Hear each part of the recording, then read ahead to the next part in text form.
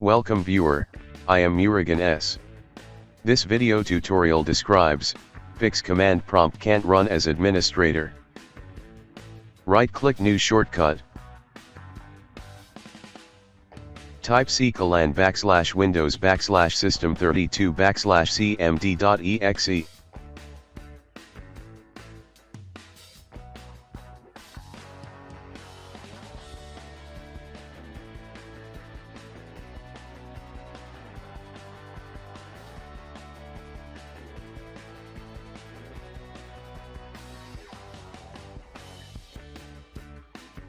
Right-click Shortcut, click Properties.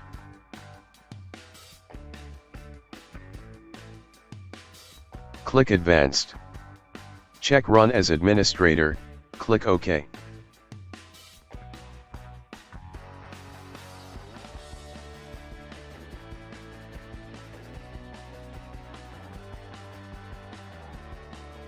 I hope this video tutorial helps to you. Please like, share and don't forget to subscribe my channel. Thank you very much. See you next video.